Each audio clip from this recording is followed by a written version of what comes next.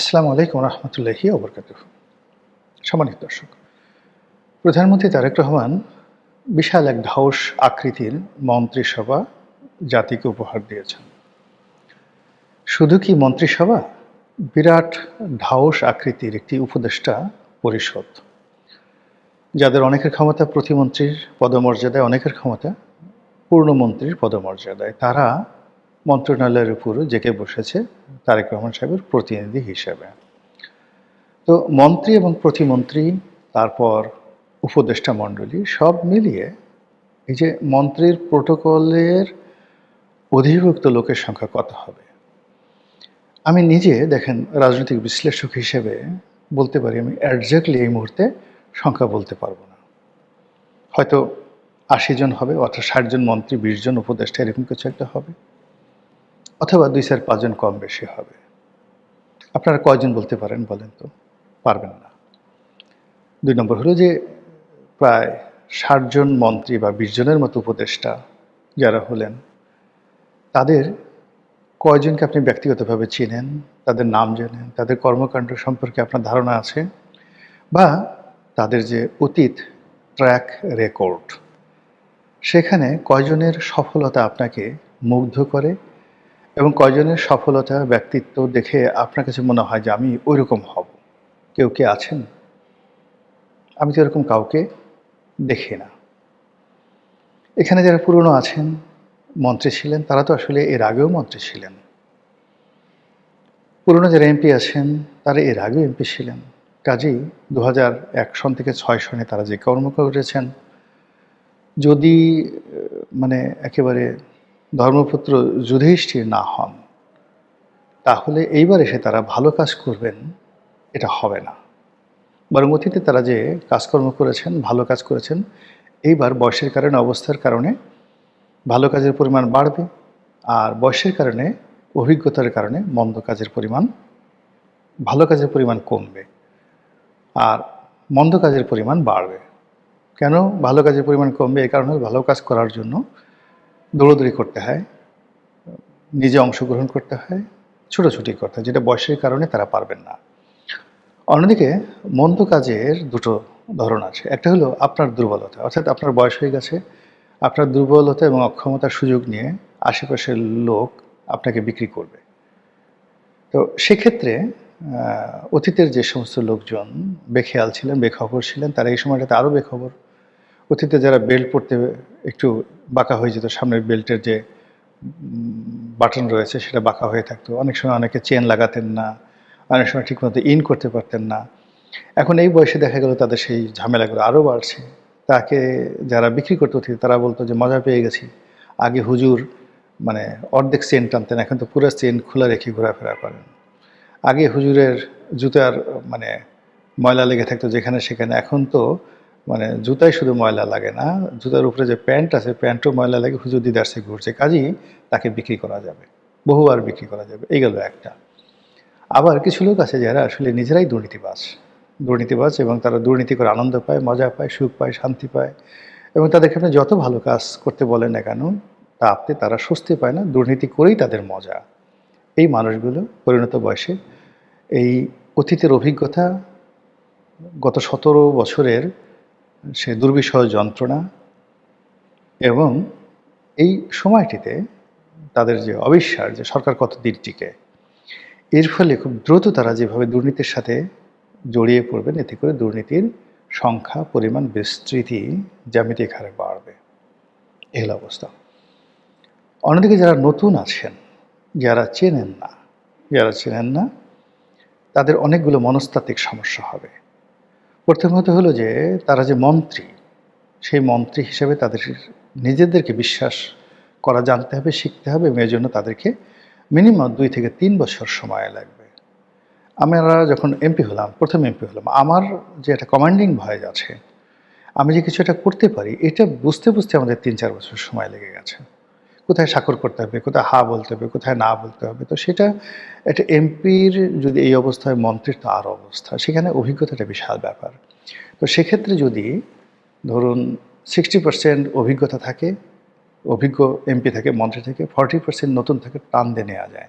কিন্তু যদি 80% থাকে অনভিজ্ঞ, ইয়াং, এনার্জেটিক বাট অনভিজ্ঞ, তাহলে ওই যে 20% যাদের অভিজ্ঞতা সেটা নেগেটিভ কাজ করে, তারা কাজ করতে পারে না। তো এক্ষেত্রে হয় কি যে আপনি তারুণ্য নেবেন, but there must be a limit. সেই লিমিটটি জনাব তারেক রহমান সাহেব ক্রস করেছেন। 2 নম্বর হলো যে তিনি এখানে সারপ্রাইজ দেওয়ার চেষ্টা করেছেন। এত পাইকারি হারে যাকে ইচ্ছা তাকে তিনি মন্ত্রী বানিয়েছেন, উপদেষ্টা বানিয়েছেন। কোথাও প্রেম, কোথাও রাগ, কোথাও ক্রোধ, কোথাও হিংসা, কোথাও দেশ, কোথাও বিদ্বেষ, উই ডোন্ট নো। তো দেখা গেল যে রামকে শিক্ষা দেওয়ার জন্য শ্যামকে, যদুকে শিক্ষা দেওয়ার জন্য মধুকে, কদুকে ধরার জন্য লাউকে। আমরা যেভাবে তরকারি বানাই, আমরা যেভাবে কাট্টুস করি, আমরা যেভাবে সাইজ করি, আমরা যেভাবে বাসরাতে বিড়াল মারার চেষ্টা করি, ঠিক এখানে অনেক কিছু করা হয়েছে। যেমন একজনকে উপদেষ্টা বানানো হয়েছে। উপদেষ্টা বানানো হয়েছে কী জন্য? বলা হয় যে এই উপদেষ্টার ঘনিষ্ঠ একজন লোক আছে যে বিএনপি থেকে বের হয়ে গেছে। তারপরে শেষে আরও অনেকে, মানে এগুলো মানে এখন তো ব্যক্তিগত জিনিসগুলো বলাটা আসলে এভাবে ঠিক না, বাট এরকম অনেক ঘটনা ঘটেছে যে মানে তুমি জ্বালাইয়া গেলা মনের আগুন নিভাইয়া গেলা না।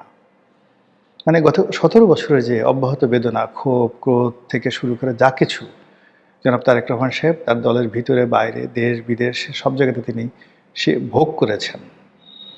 এইগুলো তিনি সুযোগ পেয়েছেন যেখানে সেখানেই এই মন্ত্রিপরিষদ গঠনে সেটা কিছুটা হলেও প্রভাব রেখেছে। ফলে কি হলো, এই মন্ত্রীদেরকে নিয়ে দলের মধ্যে ঈর্ষা আছে।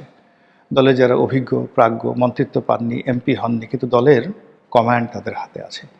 লোকজন নেতা হিসেবে তাদের কি মনে করে? 20 জন মন্ত্রী যদি পাওয়ারফুল মন্ত্রী দাঁড়িয়ে করিয়ে দেন, বিএনপিতে এরকম অনেক যাকে বলা হয় এমপি না, শুধুমাত্র নেতা, রাজনৈতিক নেতা আছে, তাদের সামনে এরা বসতেও পারবে না। তো ওই মানুষগুলো যখন উঠতে বসতে টিটকারি বা ঠাট্টা করে, তখন আর তাদের সেই অস্তিত্ব থাকে না। আমি জাস্ট একটা বাস্তব অভিজ্ঞতা বলি। মানে যিনি অপমানিত হয়েছেন তার কথাও বলবো না, তিনি পূর্ণমন্ত্রী, আমি তুফাইল ভাই, সুরঞ্জিত বাবু, আমরা বসে আছি, গল্প করছি পার্লামেন্টে। তা আমার সিনিয়র মন্ত্রীদের সাথে ভীষণ রকম সম্পর্ক ভালো ছিল। সেখানে সেই আমরা আদিম রসাত্মক গল্প, এমনকি মানে যাকে বলা হয় প্রেম, ভালোবাসা, বিয়ে শাদী, সেক্স থেকে শুরু করে সমস্ত আলাপ আলোচনা এরকম তুফাইল ভাই, আমু ভাইদের সাথে খোলামেলা আলোচনা করতাম। এবং অন্যান্য যারা আমার সে 20 বছরের সিনিয়র মন্ত্রী এমপি, তারা অবাক হয়ে দেখতেন যে আল্লাহ, এদের সাথে রনির এত কিছু সম্পর্ক। এনিওয়ে, এইভাবে একদিন আমরা খুব আড্ডা মারছিলাম। এরকম একজন মন্ত্রী, খুব পাওয়ারফুল মন্ত্রী, তাকে তুফাইল ভাই ডাকলেন, এই এটা এদিকে আয়। কিরে, শুনলাম তুই নাকি মাছের ট্রলার কিনেছিস, বা 4টি ট্রলার, না 4টি ট্রলার আছে তোর। তো সে বলে যে এগুলো তো 4টে না, আমার 2টা ট্রলার আছে, 2টা ট্রলার আছে। তো বলে যে তোরা এগুলো টাকা পাইলি কই ট্রলারের, বা এগুলো নিলি কীভাবে, তুই তুকারি করে? সে বলছে এগুলো তো আমাদের আগেরই ছিল। তা আমাকে বলে যে রনি দেখো দেখো দেখো, বলে কি শালায়, ও ওই শ্যামলী একটা বাসায় ভাড়া থাকতো, 6,000 না 7,000 টাকা বাসা ভাড়ায় আওয়ামী লীগ ক্ষমতা আসার আগে। আর এখন ওর বাপ নাকি প্রতি মাসে কোটি টাকা সে বেতন দেয় স্টাফদের, ওরা নাকি ব্যবসা করতো। শুনলে কেমন লাগে মেজাজটা? তো পাশে বসা ছিল Raziur Rahman Raju, senior minister, TNT মন্ত্রী ছিলেন। তো রাজু ভাই বললেন যে এই তোরে যে ওই যে আইজিএক্স লাইসেন্স, ওই যে ভিওআইপি করার যে লাইসেন্স দিছি, ওটা কি আছে না বিক্রি করে খেয়েছিস?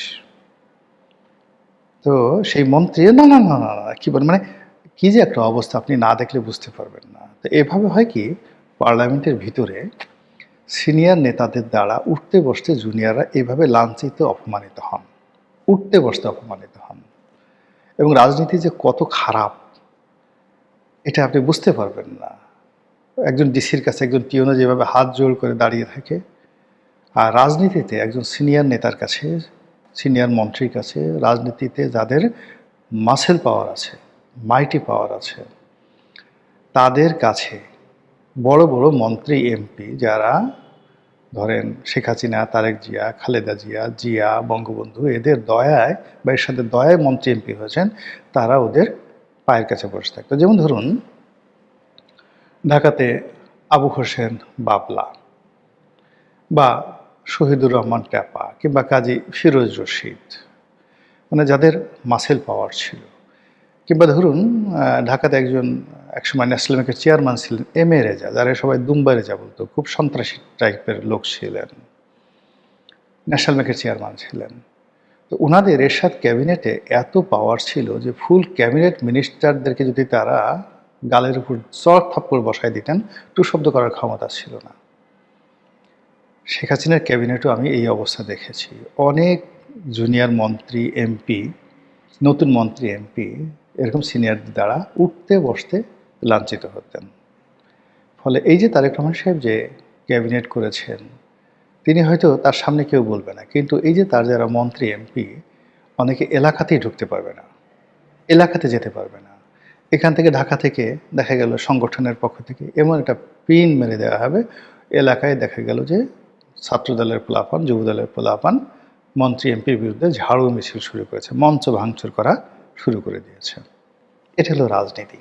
তো এই জন্য হয় কি, রাজনীতির একটা অ্যালগোরিদম আছে। সেই অ্যালগোরিদমের বাইরে যখন এরশাদের জমানা থেকে যাওয়া শুরু হয়েছে, তখন থেকে আসলে রাজনীতি থাকেনি। এটি ঘুরে ফিরে একনায়কতন্ত্র, ঘুরে ফিরে ফ্যাসিবাদী, ঘুরে ফিরে এটা হিটলারের যে নাৎসিবাদ, এই দিকে চলে যায়।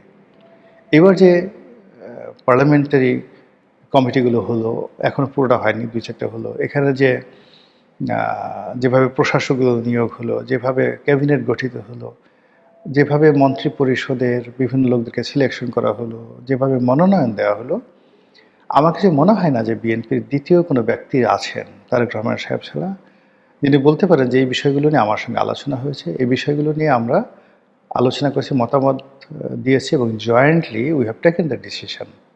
এটা হয়নি। এটা উনি একা করেছেন, সম্পূর্ণ একা করেছেন, নিজের ইচ্ছায় করেছেন, নিজের কর্তৃত্বে করেছেন। যদি এই ক্যাবিনেট, এই সরকার সফল হয়, তিনি অমরত্ব পাবেন, তিনি জুলিয়াস সিজার হয়ে যাবেন। আর যদি ব্যর্থ হন, তাহলে সকল দায় দায়িত্ব তার ঘাড়ে বর্তাবে এবং তার দলের যে সকল প্রাজ্ঞ সিনিয়র ত্যাগী নেতা আছেন, দূর থেকে তারা দাঁত বের করে ভেস্কি মারবে, মিটমিট করে হাসবে, ভেংচি কাটবে, যে দেখো কত ধানে কত চাল, কেমন বুঝো এখন ঘটনাটা। আমরা তো বাইরে আছি, আমরা বাইরে থেকে এই জিনিসগুলো টের পাই, বুঝতে পারি, কথাগুলো শুনতে পারি, অনেক কথা, বিভিন্ন মহলের অনেক কথা। অনেকের কলিজা ফেটে যাচ্ছে, বিএনপির অনেক লোকের কলিজা ফেটে যাচ্ছে, অনেকের মানে দেহ কিরবির কিরবির করছে, অনেকের চুলকাচ্ছে, তারা সুযোগ খুঁজছে। কাজেই সরকারে যারা আছেন, এই দিন নয়, তাদেরকে সতর্ক হতে হবে, করিতকর্ম হতে হবে এবং স্রোতের বিপরীতে যে কিছু ঘটতে পারে সেই ব্যাপারে নজর রাখতে হবে। আদারওয়াইজ আনাকুম জানাকুম, যেই লাও সেই কদু। মহান আল্লাহ আমাদের সবাইকে হেদায়েত দান করুন, হেফাজত করুন। আসসালামু আলাইকুম ওয়া রাহমাতুল্লাহি ওয়া বারাকাতুহু।